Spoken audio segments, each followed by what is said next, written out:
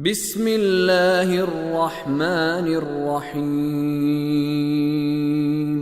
لا اقسم بیوم القیامہ ولا اقسم بالنفس اللوامہ۔ قسم کھاتا ہوں روز قیامت کی اور قسم کھاتا ہوں ملامت کرنے والے نفس کی۔ خداوند عالم کے فضل و کرم سے سورۃ القارعہ کے اختتام کے بعد ہم سورۃ القیامہ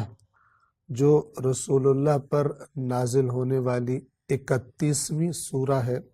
اس کا آغاز کرتے ہیں۔ مختصر تعارف اس سورہ مبارکہ کا آپ کی خدمت میں عرض کر دیں۔ جیسا کہ عرض کیا، ترتیب نزول کے اعتبار سے اس سورہ مبارکہ کا نمبر 31واں ہے اور مصحف کی ترتیب کے اعتبار سے اس سورہ مبارکہ کا نمبر 75 ہے، 75، اور یہ قرآن کریم کے 29ویں جز میں موجود ہے۔ سورہ مبارکہ قیامہ کا جو موضوع ہے وہ قیامت کا دن ہے۔ قرآن کریم نے قیامت کے موضوع پر بہت زیادہ تاکید فرمائی ہے،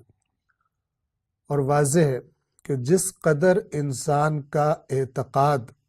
اس کا ایمان، اس کا یقین قیامت کے دن، جس دن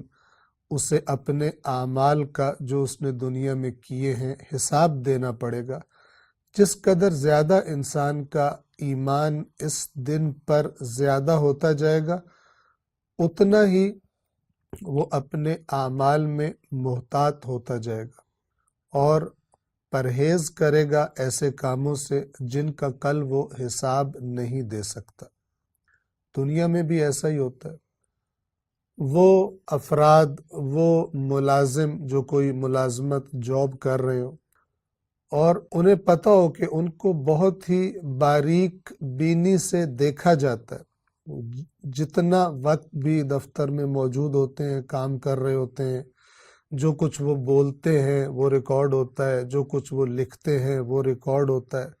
ہر چیز اس کا ریکارڈ محفوظ کیا جا رہا ہے۔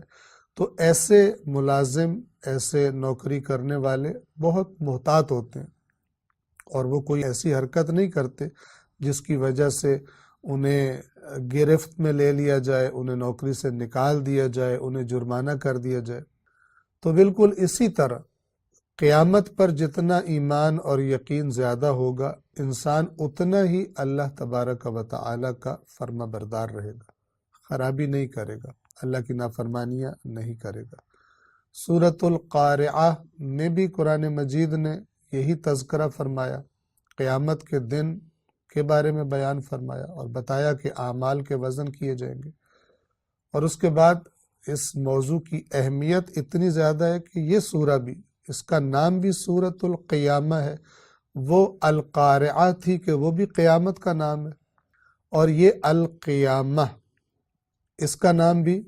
جو ہم اچھی طرح جانتے ہیں، قیامت کے نام سے ہی ہم یوم حساب کو یاد کرتے ہیں، تو اس کا نام بھی اسی دن کے نام پر رکھا گیا کہ ہم انشاءاللہ قیامت کا معنی بھی اس سورہ کی آیات کو بیان کرتے ہوئے آپ کی خدمت میں عرض کریں گے۔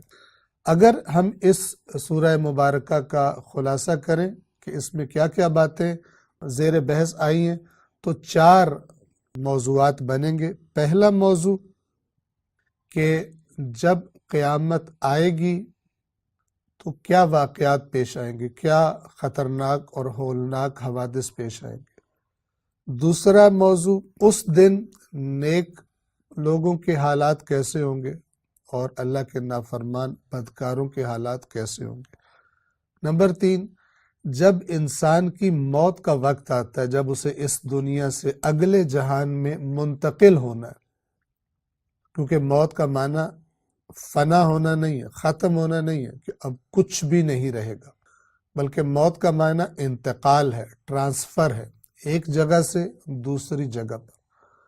تو یہ وقت جب انسان پر آتا ہے تو اللہ کے نافرمان کی کیفیت کیا ہوتی ہے،